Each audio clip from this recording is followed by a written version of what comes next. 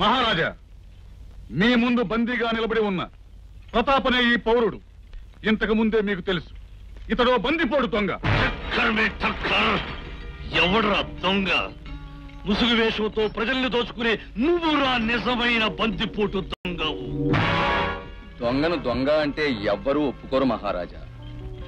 మహారాజా, వాళ్ళ మాటలు నమ్మకండి. వాళ్ళు చెప్పేదంతా అబద్ధం. ఏది అబద్ధం?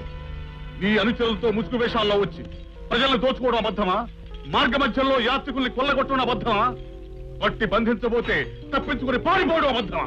అన్ని అబద్ధాలే. ఆ రోజు దోచుకోబోయింది నువ్వు, నా చేత చావు దెబ్బతిని పారిపోయింది నువ్వు. మహారాజా, రక్షించవలసిన రాజభటులే ప్రజల్ని భక్షిస్తుంటే చూసి నా గుండె మండింది, నా రక్తం ఉడికింది, నా పౌరుషం పరమళ్ళు తక్కింది. అందుకే ప్రజల్ని కాపాడుకోవడం కోసం నేను కత్తి పట్టాను. చట్టాన్ని చేతుల్లోకి తీసుకుని తమ ఇష్ట ప్రకారం ప్రవర్తించే హక్కు పౌరులకు లేదు. ప్రజల్ని కాపాడటం ప్రభువులుగా మా ధర్మం. మీ ధర్మాన్ని మీరు విస్మరించినప్పుడు, మీరు మీ సేనాని మాటల మత్తులో పడి ప్రజలకు జరిగే అన్యాయాలను తెలుసుకోలేనప్పుడు, రాజోద్యోగులే రాక్షసుల్లా ప్రజల మీద పడి దౌర్జన్యాలు చేస్తున్నప్పుడు పౌరుడిగా ఎదిరించాను, వీరుడిగా తిప్పి కొట్టాను. అది నేరమని మేమంటాం. కావాలని ప్రజల వెనకేసుకొచ్చి ప్రభుత్వం మీద ఎదురు తిరగటం రాజద్రోహం అవుతుంది. అందుకు తగిన శిక్ష, ఉరి శిక్ష. ఉరి శిక్ష.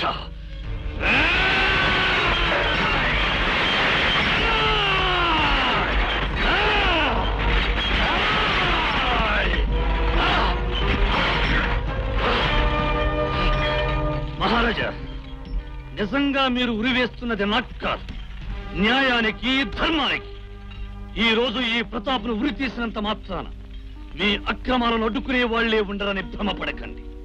మీ అధికారానికి ఆహుతైపోతున్నా ఈ ప్రతాప్ అంతరాత్మ అనంత వాయువుల్లో కలిసిపోకుండా అశేష ప్రజానీకపు అంతరంగాలలో అవతరించి వేలాది ప్రతాపుల్ని సృష్టిస్తుంది. మీ దుర్మార్గాలను తుదముట్టిస్తుంది. గుర్తుంచుకోండి. తీసుకెళ్ళండి.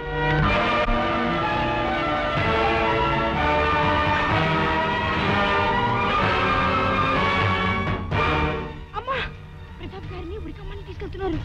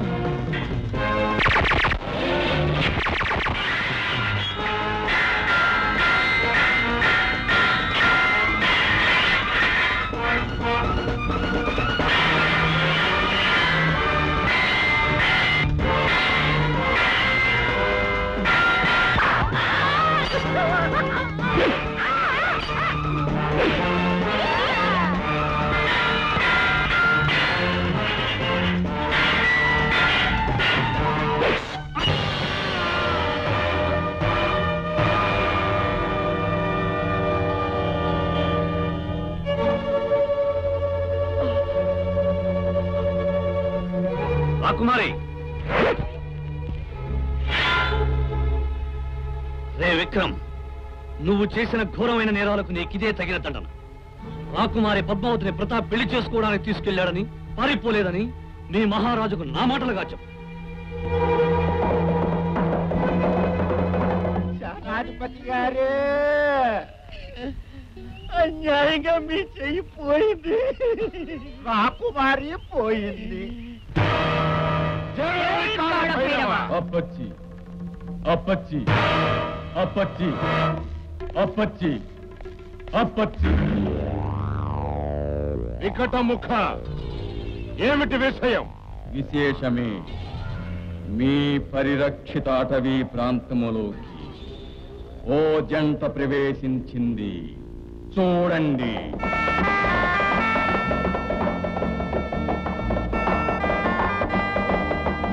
అహో సహోదరి, అందాల యువజంట. మన పంట పండింది సహోదరా.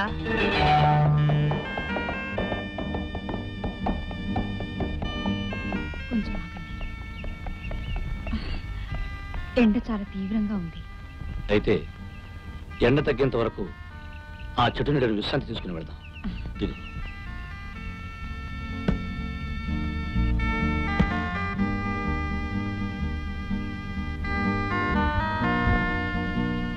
ప్రతాప్, నాకు చాలా దాహంగా ఉంది.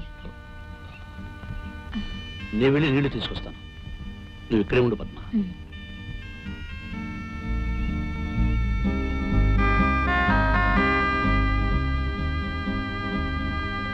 ఆ అందగాడు నావాడు. ఆ సుందరాంగి నాది.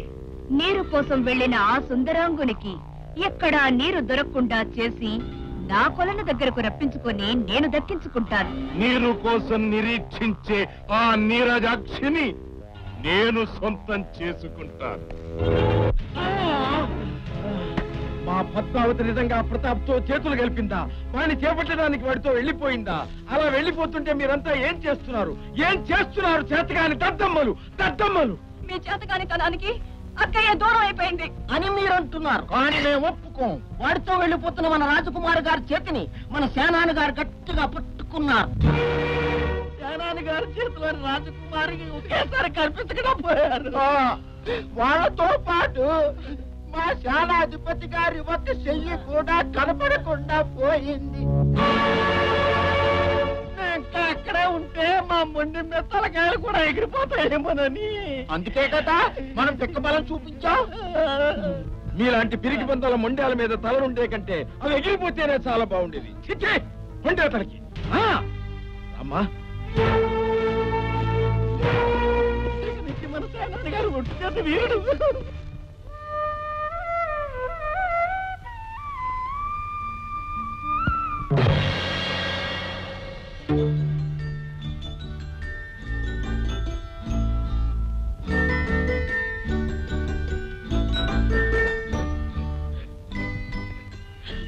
భయపడకే బాల, నేను నీ ప్రియుని చెంత నిండే వచ్చినానులే. ఆయన ఇప్పుడు ఎక్కడున్నారు?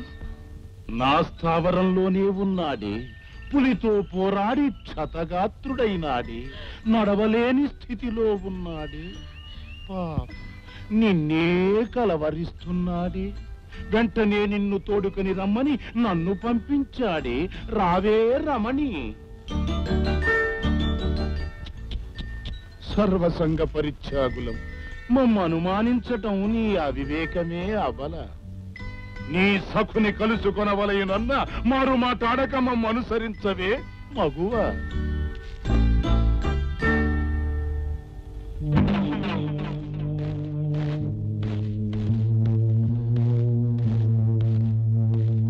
ఎక్కడ నా ప్రియుడు?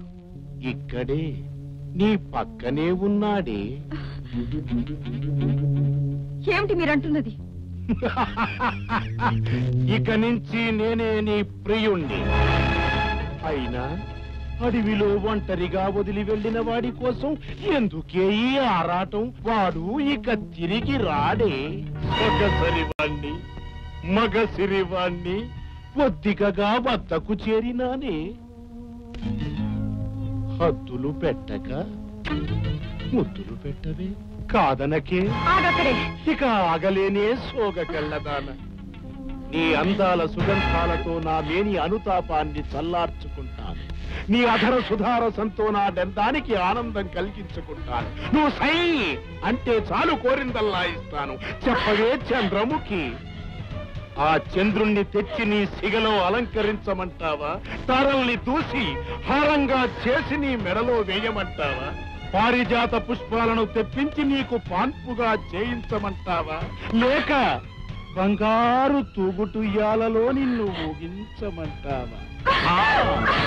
వదిలు, నాకేమీ అక్కర్లేదు.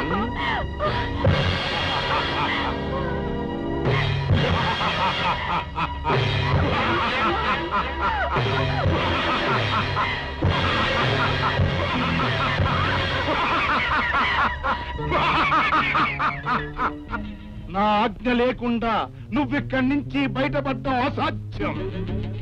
మర్యాదగా నాకు లొంగిపో. అది ఈ జన్మలో జరగదు. జరగకపోతే నీకు ఈ జన్మే ఉండదు. అప్పుడు నా శవం కూడా నేను అంగీకరించదు. ఆ? అంత పొగరా?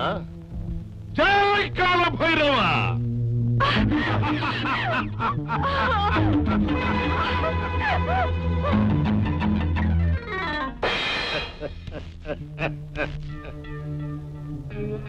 ఇప్పుడేమందువే చిలక? నీ స్వార్థం కోసం నన్ను నా ప్రియుడికి దూరం చేయడం నీకు న్యాయం కాదు. అన్ని జన్మలలో ఉత్తమమైనది మానవ జన్మ. ఎంతో పుణ్యం చేసుకుంటే గాని ఈ జన్మ లభించదు. ఇంత లేత వయసులోనే నన్ను చిలకం చేసి నా 100 ఏళ్ల జీవితాన్ని నిరర్థకం చేస్తావా? నా ఆశలన్నీ నాశనం చేస్తావా? కోరి నిన్ను తెచ్చుకున్నానే, కోరిక తీరిస్తే తిరిగి మనిషిని చేస్తానే. కాదని మొండికేస్తే నిన్ను మా కాలకేయునికి ఆహారంగా వేస్తాను. బాగా ఆలోచించుకుని ఒక నిర్ణయానికి రా. జై కాల భైరవ!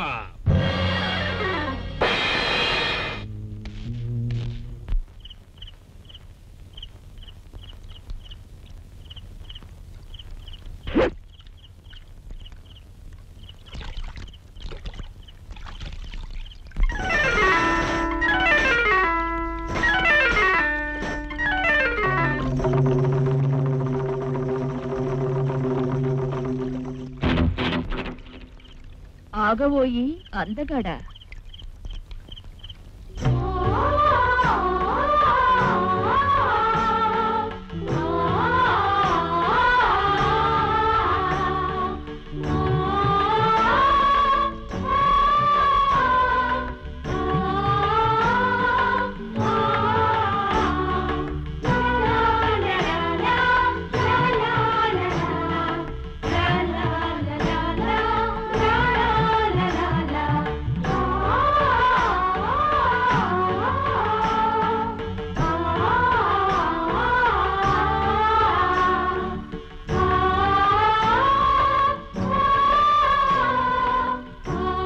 సుందరాకారా, దాహం ఇస్తోందా?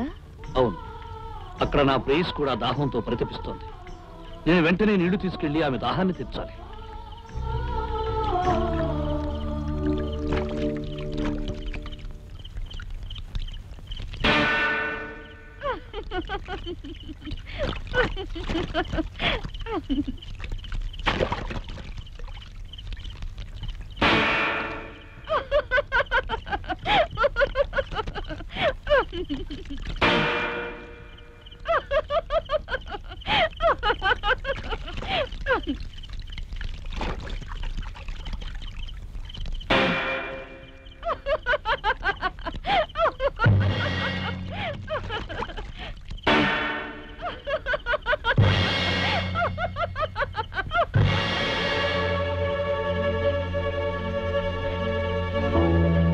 ఏమిటి మాయ?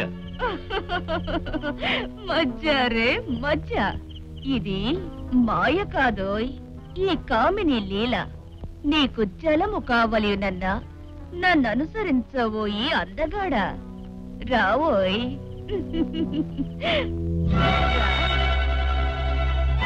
రావోయ్.